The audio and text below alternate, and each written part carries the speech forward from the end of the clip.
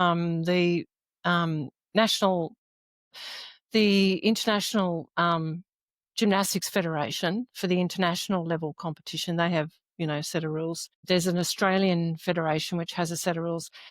Now, back in my day, because I'm talking about the 90s, right? Yep. Back in my day, it's a horrible expression, is it? But back when I was doing it in the 90s, the rules may have been different. Okay, they may have evolved over time, like rules do. Rules do. But I had several leotards. Some of them were onesies. Yes, they were all G-stringed. Yep. So they were all G-stringed up the butt. And they're really high on the sides, weren't they? To make your legs look longer. Yes. And we used to wear Spanx. Sorry, not Spanx. People who know would go, that's supportive underwear.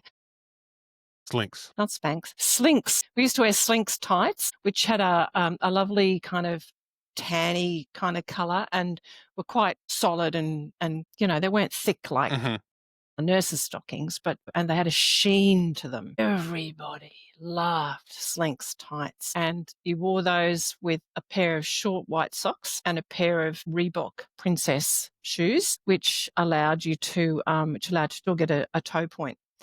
And so, the look was just amazing. Because I was a sole parent at the time, my kids were really young, like crikey. I think Hugh was around 4. Jamie was about 2. I seem to remember him still being in nappies actually at the time I took up sports aerobics. And I would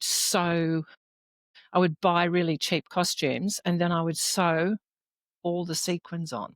Like for both how many sequins we're talking about? For both my costume. Like hundreds or?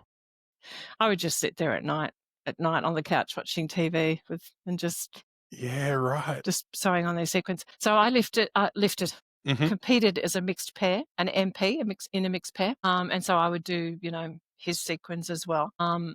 And, that was one way that we could keep our costs down with our costuming, because it's really reminds me so much of powerlifting, and every time SBD has a new drop or A7 has a new drop, right? Everybody has to buy it.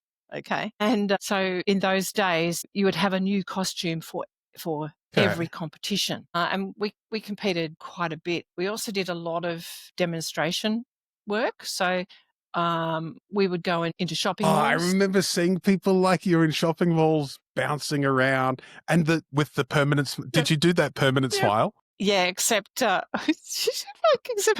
coach was Wendy Sheldrake. She was an Australian champion, right? Just as today in powerlifting, right? All of the really awesome elite lifters are like 2 feet tall and 5 feet broad, right? Okay. So in sports aerobics, they're all, because it's very ballistic type stuff, and you're bouncing around the stage. Right? So the really good ones were short and very lean. And my partner and I, Richard and I, we were very tall. So we were amongst the tallest of the athletes in that particular Reebok competition. Oh, I've gone off track. Can't remember where I was going with that. But anyway, you were sewing sequins. We were going to supermarket malls and do demonstrations.